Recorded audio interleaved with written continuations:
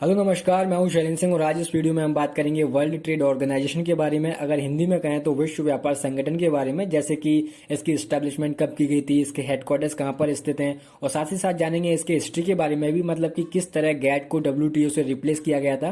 तो जानेंगे जितनी भी पॉसिबल इन्फॉर्मेशन हो सकती है with in this single video. अब देखिए, अगर सबसे पहले बात करें वर्ल्ड ट्रेड ऑर्गेनाइजेशन की, तो इसकी स्थापना होती है 1 जनवरी 1995 को। इसके हेडक्वार्टर्स आपको मिलेंगे जेनेवा के अंदर, और जेनेवा मिलेगा आपको स्विट्जरलैंड के अंदर। और स्विट्जरलैंड की कैपिटल क्या है? स्विट्जरलैंड की राजधानी है बर्न। और प्रेजेंट टाइम में वर्ल्ड ट्रेड ऑर्गेनाइजेशन के जो चेयरपर्सन है उनका नाम है नागोजी ओकोंजो इवेला। ये नाइजीरिया कंट्री से बिलोंग करती हैं। जी हाँ, जेंडर से ये एक फीमेल है, ठीक है। अब देखिए, ये जो वर्ल्ड ट्रेड ऑर्गेनाइजेशन है, इसका काम क्या है? भाई सिंपल सा काम है, जब दो देश आपस में व्यापार करें तो उनके बीच में क्या टैरिफ्स होना चाहिए, कितना टैक्स होना चाहिए, किस तरह के रूल्स एंड रेगुलेशन होने चाहिए, तो इस तरह के काम कौन देखता है? वर्ल्ड ट्रेड ऑर्गेनाइजेशन देखता है। अब आप कहोगे ठीक है, ये सब तो समझ में आ रहा है कि इसके हेडक्वार्टर्स कहाँ है, इसकी स्टेब्लिशमेंट कब की गई थी। आप तो हमें ये बताइए, क्या 1995 से पहले व्यापार नहीं करते थे दो देश? तो इसका आंसर होगा बिल्कुल करते थे।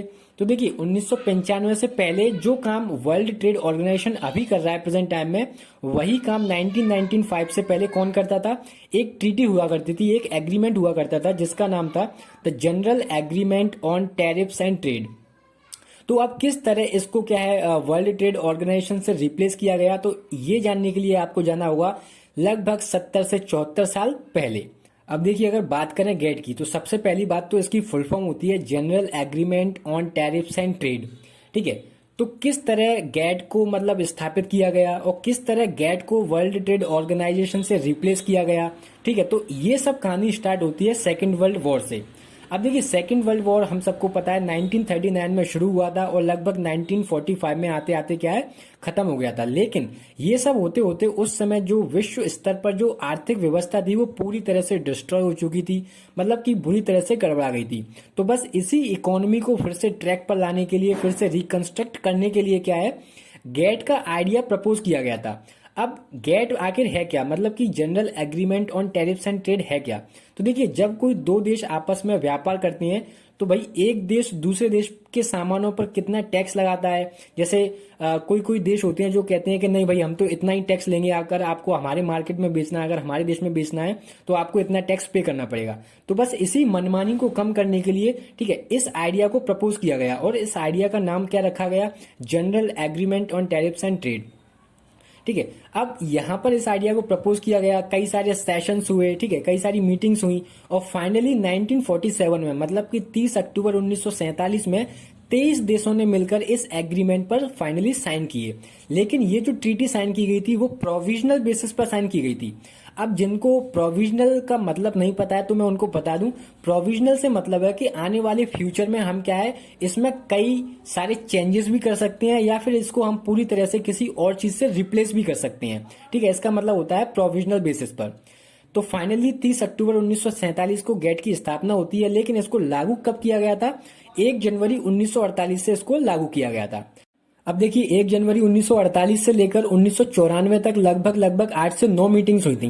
अब आप पूछोगे मीटिंग्स, अब तो गेट की फॉर्मेशन हो चुकी है, अब किस बात की मीटिंग? तो देखिए, ये बात सही है, गेट की फॉर्मेशन हो चुकी है। अब चूंकि गेट एक एग्रीमेंट है तो एग्रीमेंट में क्या कई सारी कमियां भी होंगी, तो बस इन मीटिंग्स में क्या होता था, जो कमियां थी, ठीक है, उनको क्या होता था, रिमूव कर दिया जाता था, और जो टैरिफ से रिलेटेड जो नए रूल्स एंड रेगुलेशंस होते थे, ठीक है, उनको ऐड कर दिया जाता था। तो बस इन्हीं मीटिंग्स में से एक मीटिंग हुई थी कब? 1986 में, जो लगभग 1993 तक चली थी, और इस मीटिंग का नाम था यूरुग्वे राउंड, ठीक है। अब यूरुग्वे एक देश का नाम है जो कि साउथ अमेरिका कॉन्टिनेंट में लोकेटेड है, ठीक है। तो ये जो मीटिंग हुई थी ये सबसे ज्यादा मतलब इंपॉर्टेंट मीटिंग मानी गई, क्योंकि इस मीटिंग में लगभग लगभग 123 कंट्रीज ने पार्टिसिपेट किया था, ठीक है।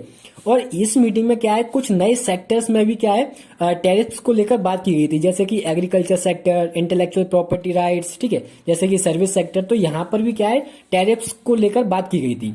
और यही वो मीटिंग है जहां पर पहली बार वर्ल्ड ट्रेड ऑर्गेनाइजेशन, मतलब कि विश्व व्यापार संगठन को स्थापना की बात की गई थी। और फाइनली जाकर 1 जनवरी 1995 में क्या है, वर्ल्ड ट्रेड ऑर्गेनाइजेशन को किससे रिप्लेस कर दिया जाता है? गेट से पूरी तरह से रिप्लेस कर दिया जाता है, और इस तरह गेट का फॉर्मेशन होता है।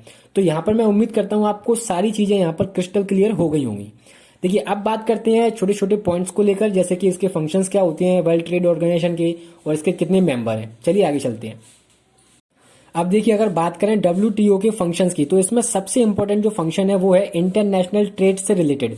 सपोज जैसे हम विश्व स्तर पर अगर व्यापार करते हैं तो उससे रिलेटेड क्या कानून होंगे, किस तरह के रूल्स एंड रेगुलेशंस होंगे, तो इस सब की पॉलिसी फॉर्मेशन का काम कौन करता है? World trade organisation. अब इन सब के अलावा भी क्या है, सपोज जैसे अगर कोई दो देश व्यापार कर रहे हैं तो उनके बीच में अगर किसी भी प्रकार का डिस्प्यूट हो जाता है तो डब्ल्यूटीओ क्या करेगा? अपना एक प्लेटफॉर्म प्रोवाइड करेगा, एक मंच प्रदान करेगा, जहां पर ये दोनों देश आपस में आके क्या नेगोशिएट कर सकते हैं, वार्तालाप कर सकते हैं और अपनी प्रॉब्लम का जो हल है वो निकाल सकते हैं। और ये इसके अलावा ये भी देखता है कि मतलब ट्रांसपेरेंसी होनी चाहिए ट्रेड में, मतलब कि पारदर्शिता होनी चाहिए, किसी भी प्रकार का भेदभाव नहीं होना चाहिए, ठीक है। और जो विकसित देश हैं, जो डेवलप्ड कंट्रीज हैं, उनसे डब्ल्यूटीओ कहता है कि आप छोटे देश हैं, मतलब कि जो गरीब देश हैं, उनके लिए टैरिफ्स कम रखिए, मतलब कि टैक्स कम रखिए, जिससे कि वो अपना सामान आपके देश में आसानी से बेच सकें और थोड़ा बहुत रेवेन्यू अर्न कर सकें। अब देखिए, प्रेजेंट टाइम में जो डब्ल्यूटीओ के टोटल मेंबर कंट्रीज हैं उनकी संख्या है 164, मतलब कि 164। और जो उसका न्यूएस्ट मेंबर कंट्री है उसका नाम है अफगानिस्तान, ठीक है, जिसने 2016 में ही ज्वाइन किया था। तो ये था आज का एक छोटा सा सेशन जहाँ पे मैंने गैट के बारे में, जो वर्ल्ड ट्रेड ऑर्गेनाइजेशन है, उसके बारे में छोटा सा ओवरव्यू देने की कोशिश की थी। मैं उम्मीद करता हूँ ये वीडियो आपको इन्फॉर्मेटिव लगा होगा। तो मिलेंगे जल्द अगले ही एक ऐसे वीडियो में, तब तक के लिए धन्यवाद।